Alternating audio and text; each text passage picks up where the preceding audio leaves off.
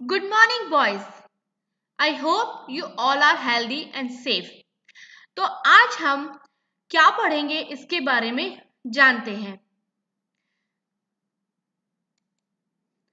बच्चों, आज मैं आपको पाठमाला का चैप्टर नंबर 11 मेहनत का फल समझाऊंगी। यहाँ पर आपको जैसा कि नाम से ही स्पष्ट हो रहा है, मेहनत का फल कि मेहनत करने का हमेशा हमें फल मिलता है। तो आइए इस पाठ को पढ़ना शुरू करते हैं। सफल परिश्रम ही सफलता की कुंजी है। हम सभी जानते हैं, अगर हम मेहनत करेंगे, परिश्रम करेंगे, कठिन अभ्यास करेंगे तो हमें उससे क्या मिलती है? सफलता मिलती है। हम सभी जानते हैं। अब यहाँ पर एक बहुत ही प्यारी सी स्टोरी है बच्चों आप लोगों को, जिससे आपको ये सीखने को मिलेगा कि आप किस तरीके से मेहनत कर सकते हैं, अभ्यास करने से क्या फायदे होते हैं, प्रैक्टिस करना हमारे लिए क्यों जरूरी है। ये सारी चीजें इस स्टोरी में आपको बताई है। तो आइए हम इस कहानी को पढ़ना शुरू करते हैं। अनुराग नाम का एक विद्यार्थी था। स्वभाव से वह बहुत हंसमुख और सुशील था, पर पढ़ाई में उसका मन नहीं लगता था। सब उसे मंदबुद्धि कहते थे। पढ़ाई में ध्यान न लगा पाने के कारण वह कक्षा में हमेशा पिछड़ा रहता था। बड़ी मुश्किल से वह 7वीं कक्षा में पहुंचा था। बेटे की मंदबुद्धि के कारण उसके माता पिता निराश और चिंतित रहते थे। उनको अपने पुत्र से बहुत अपेक्षा थी कि वह पढ़ लिख कर बड़ा आदमी बने। बच्चों, एक अनुराग नाम का आप ही के जैसा एक छोटा सा स्टूडेंट था, विद्यार्थी था। स्वभाव से बहुत हंसमुख और बहुत ही सुशील था। लेकिन क्या था, उसका पढ़ाई में मन नहीं लगता था। सब उसे मंदबुद्धि कहते। मंदबुद्धि मतलब कम बुद्धि वाला। बुद्धि तो होती है लेकिन कम होती है, धीमे धीमे, मंद मंद। ठीक है। तो पढ़ाई में ध्यान न लगा पाने के कारण क्या होता, वो हमेशा क्लास में पीछे रहता था।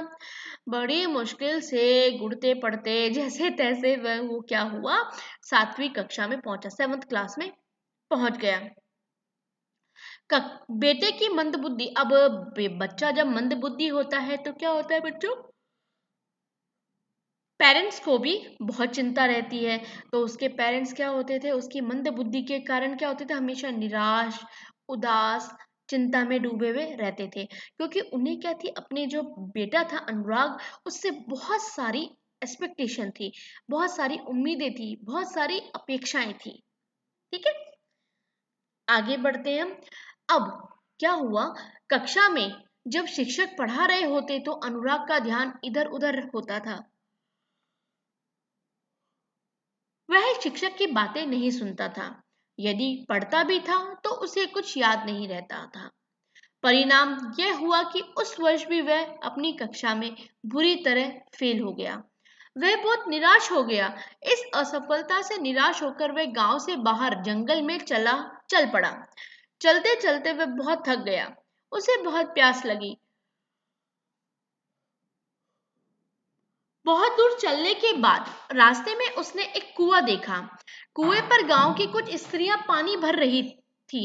उसने एक रास्ते से उसने एक स्त्री से पानी पिलाने के लिए का आग्रह किया।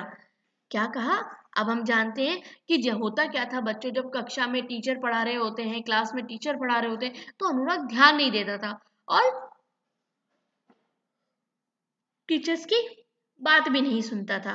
और अगर जैसे तैसे वो कुछ पढ़ भी लेता तो उसे कुछ याद नहीं रहता। और रिजल्ट ये हुआ, परिणाम ये हुआ कि वो उस तरह कक्षा में बुरी तरह से फेल हो गया। बच्चों, अगर हम नहीं पढ़ेंगे तो हम फेल ही होंगे। वो पढ़ने की कोशिश तो करता था, लेकिन मंदबुद्धि होने के कारण क्या था, उसे कुछ भी समझ में नहीं आता था। कुछ भी समझ में नहीं आता और हमेशा भूल जाता था, क्योंकि बुद्धि उसमें थोड़ी सी कम थी।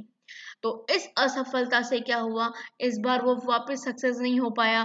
तो उससे निराश होकर क्या हुआ, हताश होकर, उदास होकर गांव से बाहर जंगल में चल पड़ा। और चलते चलते थक गया। अब उसे क्या थी, इतनी बहुत तेज प्यास लगी। तो बहुत दूर चलने के बाद उसने रास्ते में कुआं देखा। कुआं हम सभी जानते हैं क्या होता है, वेल। कुएं पर गांव की कुछ स्त्रियां पानी भर रही थी। उसने एक स्त्री से पानी पिलाने का आग्रह किया, मतलब रिक्वेस्ट किया कि मुझे पानी पिला दो। अब पानी पीते पीते अनुराग का ध्यान अचानक कुएं के पत्थरों पर बने गहरे निशानों पर पड़ गया और वह सोचने लगा कि पत्थरों पर ये कैसे निशान है। उसने स्त्री से उन निशानों के बनने का कारण पूछा। स्त्री ने कहा, हम रोज रस्सी की मदद से इस कुएं से पानी भरते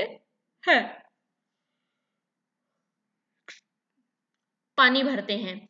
रस्सी की बार बार रगड़ खाने से इन पत्थरों पर ये निशान बन गए हैं। अनुराग सोचने लगा कि रस्सी की रगड़ से पत्थर पर निशान बन सकते हैं, तो मैं बार बार याद करने से मुझे भी पाठ याद हो सकता है। यह सोचते हुए उसने उत्साहित होकर अपने आप से कहा कि यह भी संभव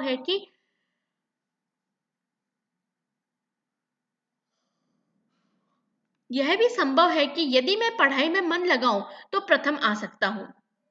बच्चों, अब क्या हुआ, जैसे ही वो उदास होकर कुएं के पास पानी पीने गया और अनुराग ने स्त्रियों से निवेदन किया कि मुझे पानी पिलाइए, तो पानी पीते पीते उसका ध्यान क्या गया कि वहां पर कुएं के पत्थरों पर जो गहरे निशान बने हुए थे उन पर गया और सोचने लगा कि पत्थरों पर ये निशान कैसे हैं। तो उसने पूछा कि भाई मुझे बताओ ये पत्थरों पे निशान कैसे बने। तो उन महिलाओं ने कहा कि हम रोज रस्सी की मदद से इस पानी में इस कुएं से पानी भरते हैं। अब क्या हुआ, रस्सी की बार बार रगड़ खाने से इन पत्थरों पर ये निशान बन गए हैं। सबको, आप लोगों ने भी कभी कभार देखा होगा कि पत्थरों पर कुएं के पास की, है ना, कुएं के पास जो वॉल बनी होती है, कुएं के ऊपर की तरफ जो वॉल बनी होती है, उसमें रस्सी के आने जाने की वजह से, लगातार आने जाने की वजह से क्या हुआ, उन पे निशान बन जाते हैं। तो उसको अनुराग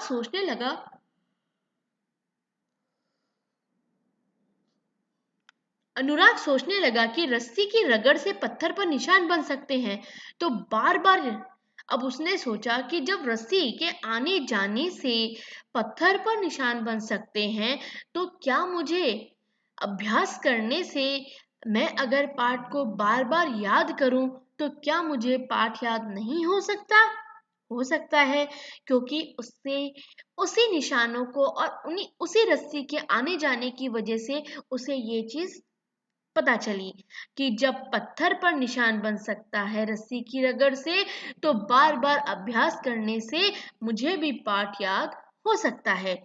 यह सोचते हुए उसने उत्साहित होकर अपने आप से कहा कि यह भी संभव है, यदि मैं पढ़ाई में मन लगाऊं तो प्रथम आ सकता हूँ। तो उसने मन ही मन में सोचा, एकदम एक्साइट होकर सोचा और अपने